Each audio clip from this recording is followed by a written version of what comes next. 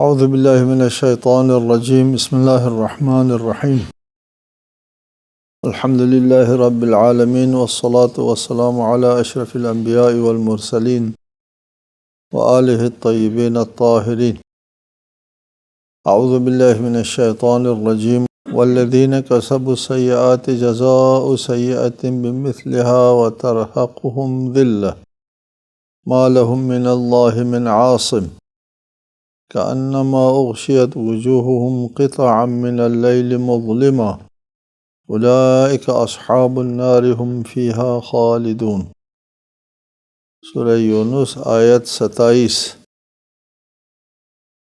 اور جن لوگوں نے برائیوں کا ارتکاب کیا ہے تو بدی کی سزا بھی ویسی ہی ہے اور اس پر ذلت چھائی ہوئی ہوگی، انہیں اللہ سے بچانے والا کوئی نہ ہوگا، گویا ان کے چہروں پر تاریک رات کے سیاہ پردے کے ٹکڑے پڑے ہوئے ہوں گے۔ یہ جہنم والے ہیں، اس میں وہ ہمیشہ رہیں گے۔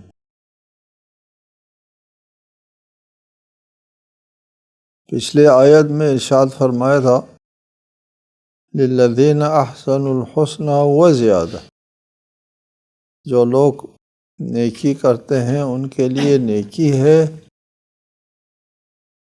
وزیادہ، اور مزید بھی ہے۔ اس سلسلے میں ہم نے مشروحاً آپ کو بتایا کہ نیکی اور مزید یہ دو چیزیں کیا ہیں۔ اس کے مقابلے میں والذین کسبوا السیئات، جو لوگ بدی اور برائیوں کا ارتکاب کرتے ہیں ان کے لیے صرف ایک برائی کے بدلے میں ایک سزا، نیکی کے لیے ایک کے بدلے میں 10، 700، 1400، واللہ یضاعف لمن یشاء کے تحت، اور بہت کئی گنا ایک نیکی کے عوض میں، کئی گنا، 1400 کے کئی گنا۔ لیکن برائی کے ارتکاب کرنے والوں کے لیے ایک برائی کی ایک سزا، ایک سے زیادہ نہیں ہے۔ یہ اللہ تعالیٰ کی ارحم الراحمین ہے کہ اس کا تفضل ہے کہ نیکی کے لیے ایک نیکی کا بھی ثواب دیا جائے، وہ بھی تفضل ہے۔ اس لیے جو ہم نیکی ہم دنیا میں کرتے ہیں وہ ان نعمتوں کا بھی مقابلہ نہیں کر سکتی جو دنیا میں ہم کو اللہ تعالیٰ کی طرف سے حاصل ہے۔ اللہ تعالیٰ کی نعمتوں کے جواب میں اگر ہم یہ نیکیاں کریں تو بھی وہ جواب نہیں بنتا، چاہے کہ اس کے لیے آخرت میں بھی کوئی ثواب مل جائے، ایک نیکی کے عوض میں ایک ثواب بھی تفضل ہے۔ لیکن اللہ تعالیٰ کی طرف سے تفضل تر تفضل، ایک کے مقابلے میں 10 اور ایک کے مقابلے میں 700 اور پھر 1400 اور پھر واللہ یضاعف لمن یشاء ہے نیکیوں کے بارے میں۔ اما برائیوں کے بارے میں ایک کے بدلے میں ایک۔ یہاں سے حدیث بھی بات سمجھ میں آتی ہے، ویل لمن غلبت آحادہ اعشارہ، حدیث ہے ہمارے ہاں، فرمایا اس حدیث میں ہلاکت ہے اس شخص کے لیے جس کی اکائیاں دہائیوں پر غالب آ جائے۔ یعنی ایک شخص ایک نیکی کرتا ہے تو اس کا اقلاً کم از کم 10 نیکیاں اس کو لکھی جاتی ہیں، ایک کے عوض 10۔ برائی کرتا ہے تو ایک کے عوض ایک، برائی ایک رہتی ہے اور نیکیاں 10 گنا ہو جاتی ہیں۔ تو ایک شخص کے 10 گنا ہونے والی نیکیاں کم ہے اور ایک رہنے والی بدیاں جو ہو زیادہ ہے، تو ویلون، اس کے لیے ہلاکت ہے۔ یعنی ایک شخص اگر ایک نیکی کرتا ہے تو اس کے لیے 10 برابر ہے، اس کے مقابلے میں ایک دوسرا آدمی یا یہی آدمی ایک نیکی کرتا ہے 10 برائی کرتا ہے، برابر ہو گئے دونوں، اس کے لیے ویلون نہیں ہے۔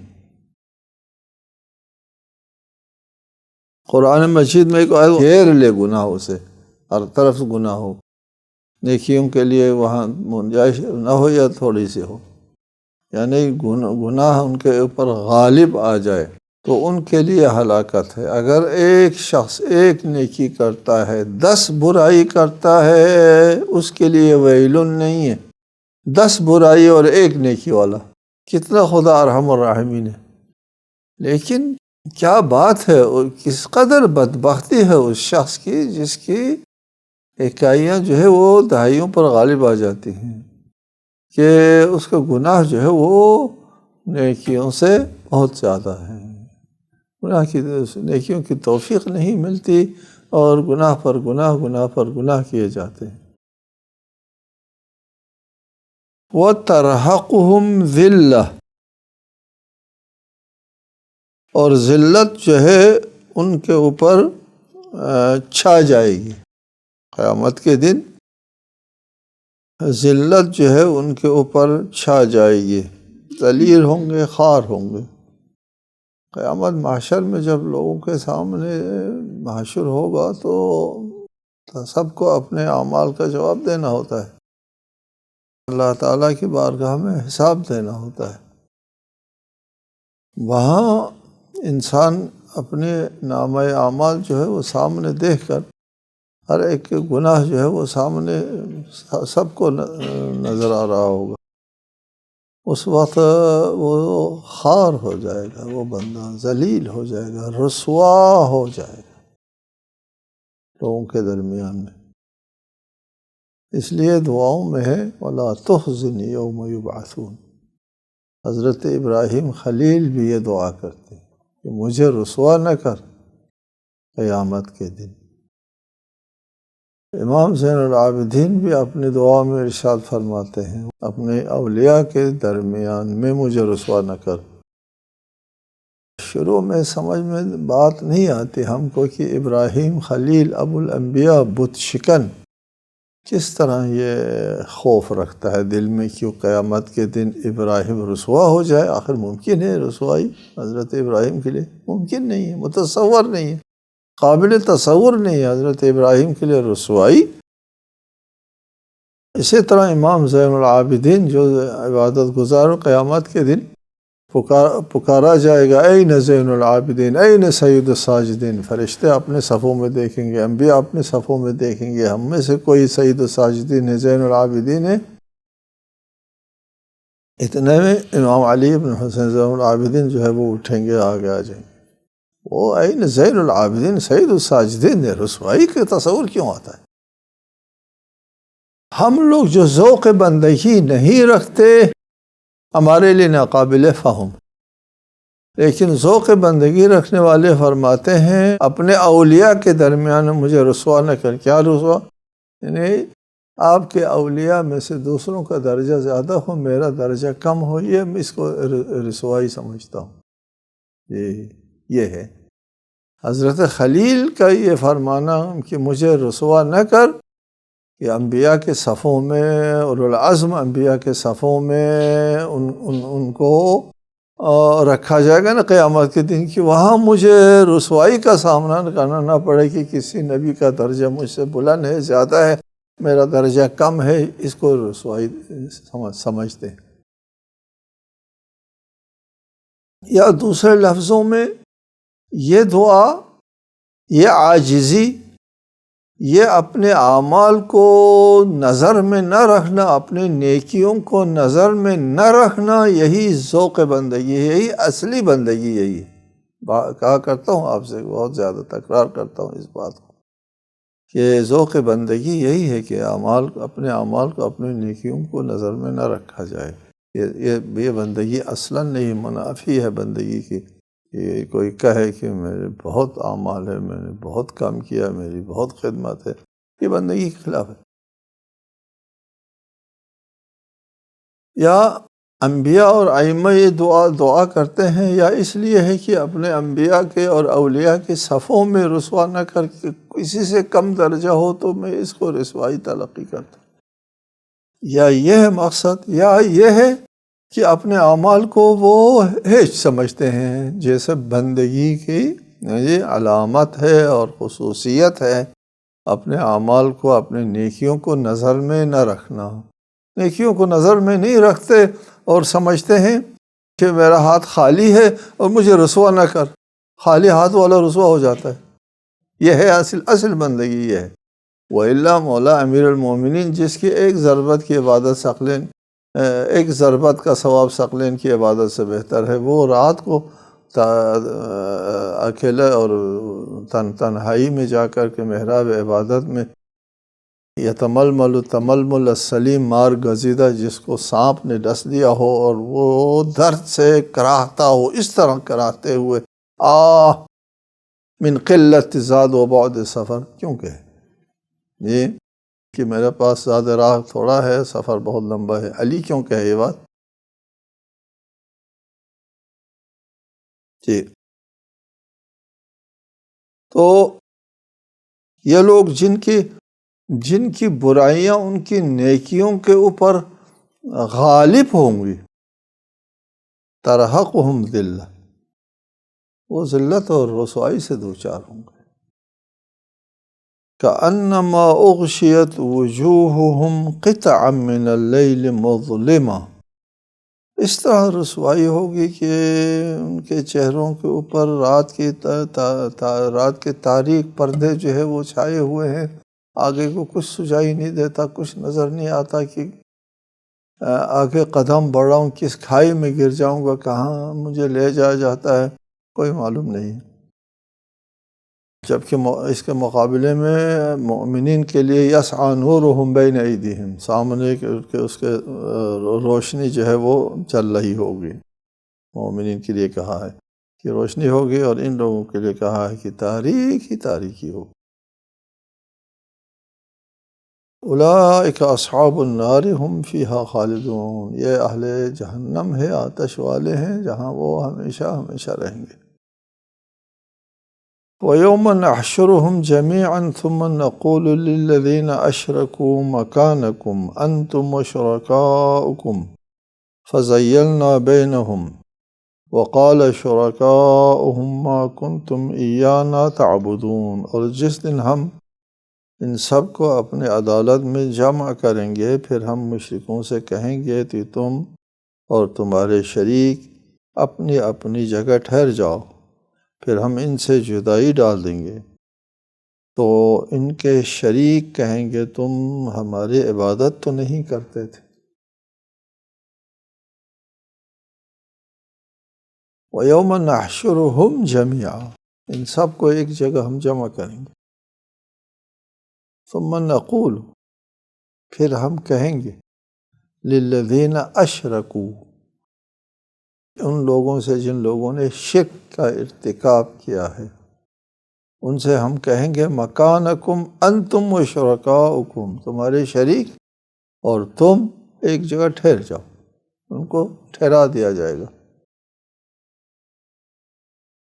روک دیا جائے گا، جس طرح دوسری آیت میں ہے وقفوہم انہم مسئولون، روکو ان کو، ان سے پوچھا جائے گا۔ یہاں بھی فرمایا مکانکم، ٹھہر جاؤ اپنی جگہ، ان کو روک دیا جائے گا، آگے جانا نہیں دیا جائے گا۔ پھر فَزَيَّلْنَا بَيْنَهُمْ، روکنے کے بعد جب وہ سب رک جائیں گے پھر جدا کر دیے جائیں گے۔ یہ ہو گئے مشرکین اور وہ ہو گئے مشرکین کے معبود، جی، ان دونوں کو آمنے سامنے کریں گے جدا کر کے، معبود اور مشرکین دونوں کو ایک جگہ روک کر وَقَالَ شُرَكَاؤُهُمْ، پھر جب ان سے سوال جواب ہوگا تو اس وقت جو شرکاء ہیں یعنی شریک، جن کو ان لوگوں نے اللہ کے ساتھ شریک بنایا تھا، وہ لوگ کہیں گے مَا كُنْتُمْ إِيَّانَا تَعْبُدُونَ، تم تو ہماری پرستش نہیں کرتے تھے، تم ہمارا پوجا تو نہیں کرتے تھے، تم ہماری عبادت تو نہیں کرتے تھے۔ اصلاً سرے سے عبادت سے انکار کریں گے قیامت کے دن، اللہ تعالیٰ کے عدالت گاہ میں انکار کریں گے، تم ہماری پرستش نہیں کرتے تھے۔ حقیقت میں ان لوگوں نے پرستش کی ہے، ان کا پوجا کیا ہے، ان کو اپنا معبود بنایا ہے، اور وہاں پر انکار ہے نہیں، کوئی معبود شعبود نہیں بنایا، کوئی عبادت ہماری نہیں کی۔ ما کنتم ایانا تعبدون، وہ ہماری عبادت نہیں کرتے تھے۔ اس کا کیا جواب ہے؟ آخر حقیقتاً یہ لوگ عبادت کرتے تھے اور ادھر وہ معبود کہتے ہیں نہیں، کوئی عبادت نہیں کرتے تھے۔ جواب یہ ہے کہ تم جو کچھ تم حرکت کرتے تھے وہ عبادت تھی نہیں، وہ تو عبادت نہیں ہے۔ نہ ہم معبود ہیں، نہ ہم عبادت ہیں، نہ تم ہمارے بندے ہو، نہ بندگی ہے، نہ بندہ ہے، نہ معبود ہے، تینوں چیزیں نہیں ہیں۔ رہا یہ جنبش، یہ عمل جو تم لوگوں نے انجام دیا ہے، وہ ایک واہمہ ہے جس کو تم نے عبادت کا نام دیا ہے، عبادت سمجھا ہے، اس کو بندگی جو ہے سے تعبیر کیا ہے۔ وَإِلَّا یہ جو تمہاری جنبش ہے، تمہارا عمل ہے، یہ عبادت نہیں ہے۔ اصلاً عبادت جب نہیں ہے تو یہاں انکار کیا جانا درست ہے کہ ما کنتم ایانا تعبدون، تم ہماری عبادت نہیں کر رہے تھے، تم کوئی واہمہ شاہمہ کر رہے تھے، وہ جو تم کرتے تھے وہ عبادت نہیں ہے۔ لہٰذا یہ انکار جو ہے وہ حقیقت عبادت، حقیقت عبودیت اور اس کے واقع و نفس الامری کا انکار ہے کہ حقیقت میں نفس الامر میں اس کا وقوع نہیں ہوا۔ جس چیز کو تم نے عبادت نام دیا تھا وہ عبادت نہیں ہے۔ هُنَالِكَ تَبْلُو كُلُّ نَفْسٍ مَّا أَسْلَفَتْ وَرُدُّوا إِلَى اللَّهِ مَوْلَاهُمُ الْحَقِّ وَضَلَّ عَنْهُمْ مَا كَانُوا يَفْتَرُونَ۔ اس مقام پر ہر کوئی اپنے اس عمل کو جانچ لے گا جو وہ آگے بیچ چکا ہوگا، اور پھر وہ اپنے مالک حقیقی اللہ کی طرف لوٹائے جائیں گے، اور جو بہتان وہ باندھا کرتے تھے ان سے ناپید ہو جائیں گے۔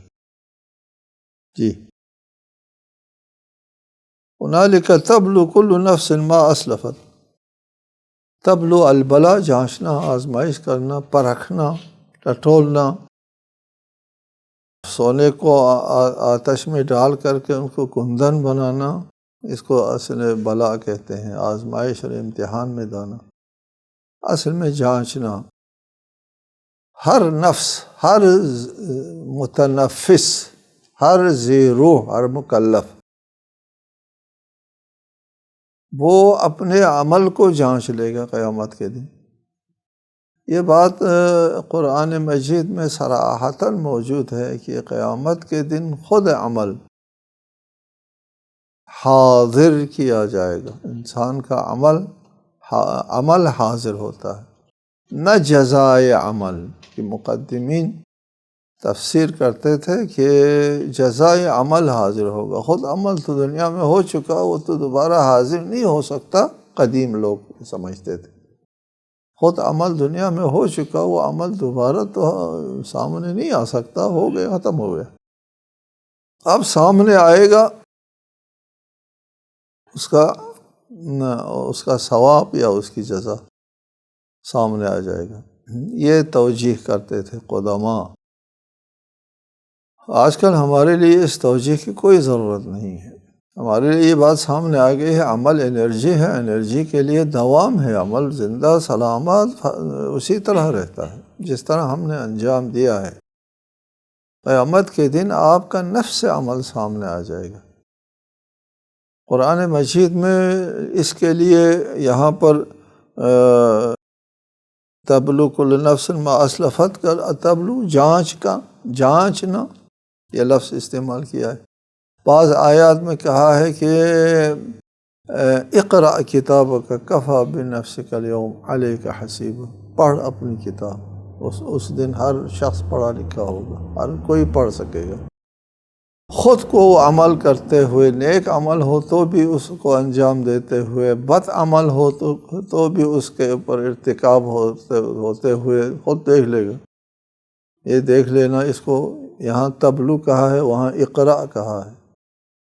اور بعض آیت میں خیرًا یرہ، دو دیکھ لے گا، دیکھنا رؤیت سے بھی تعبیر کی ہے، اور قراءت سے بھی، پڑھائی سے بھی تعبیر کی ہے۔ یہاں اصل تبلو سے جانچ پڑتال کرنے سے بھی تعبیر کی ہے۔ محضرون، محضر حاضر کیا جانا، حاضر کیا جانے سے عمل حاضر کیا جائے گا۔ بہت سے تعبیرات ہیں قرآن مجید، سب کا مآل و مرجع اس بات کی طرف ہے کہ عمل بذات خود موجود پائے گا قیامت کے دن۔ اس عمل کا مطالعہ کرنا ہوتا ہے، دیکھنا ہوتا ہے، اور پھر اس کے بعد جب وہ اس عمل کو، نامہ عمل کو پڑھے گا تو وہ کہے گا ما لہذا الکتاب لا یغادر صغیرۃ ولا کبیرۃ الا احصاها۔ کیا ہے بات، کیا بات ہے اس نامہ عمل کی، نہ کسی چھوٹا عمل کو چھوڑا ہے، نہ کسی بڑے عمل کو چھوڑا ہے، کسی ایک چیز کو بھی نہیں چھوڑا، سب یہاں پر درج ہے، سب کو دکھایا جاتا ہے۔ اپنا عمل دیکھنے کے بعد انسان کو پتہ چل جاتا ہے اس کے ابدی اور ہمیشہ کی زندگی کا فیصلہ کیا کچھ ہونے والا ہے۔ جی اپنے اعمال لے کر کے اللہ کی بارگاہ میں چلا جاتا ہے۔ سبحان اللہ، انتہائی نازک ترین مرحلہ ہوگا اگر کسی کے نامہ عمل سیاہ ہے اور اس سیاہ نامہ عمل کو لے کر، ہاتھ میں لے کر کے اللہ کی بارگاہ میں کیسے جایا جائے۔ بہت مشکل مرحلہ ہوگا، اور وہ بھی کسی سزائے موت کے لیے نہیں۔ ٹھیک ہے مرنا ہوتا ہے، آج نہیں کل صحیح، آج سزائے موت ہو گئی، مار ڈالیں گے، وہ بھی نہیں۔ لا یموتون فیہا، اس ابدی زندگی کے فیصلے کی طرف جانا ہے اس اعمال کو ہاتھ میں لے کر۔ وَرُدُّوا إِلَى اللَّهِ مَوْلَاهُمُ الْحَقِّ، سبحان اللہ، یہ اپنے حقیقی، یہاں مولاہم الحق، حقیقی واقعی مولا کی طرف واپس جانا ہوتا ہے۔ یہ اعمال لے کر کے، صفحہ اعمال لے کر کے فیصلے کے لیے جانا ہوتا ہے۔ یہاں مولاہم الحق اس لیے کہا ہے، ان لوگوں نے جن کو مولا بنایا تھا وہ حق نہیں تھا، وہ ایک واہمہ تھا، وہ ایک ہیچ تھا، ہیچ در ہیچ، جس کے وہ لوگ عبادت کر رہے تھے۔ اس لیے یہ مولاہم الحق کی طرف جائیں گے۔ وَضَلَّ عَنْهُمْ مَا كَانُوا يَفْتَرُونَ، وہ لوگ جن معبودوں کی عبادت کرتے تھے، ضَلَّ عَنْهُمْ، وہ کہیں نہیں ہے۔ یہ کوئی معبود وہاں نہ ان کی داد رسی کرنے والا ہے، نہ ان کی شفاعت کرنے والا ہے، نہ ان کو بوجھ بانٹنے والا ہے۔ ان کے معبود وہاں نظر نہیں آئیں گے، ان کے معبود کا وجود واقعی نہیں ہے، ایک واہمے کی عبادت کرتے رہے ہیں یہ لوگ۔ جو بھی غیر اللہ سے اپنے توقعات وابستہ رکھتا ہے، اس کے ساتھ یہی ہوگا، وہ ایک واہمہ ہوگا، وہاں نظر نہیں آئے گا۔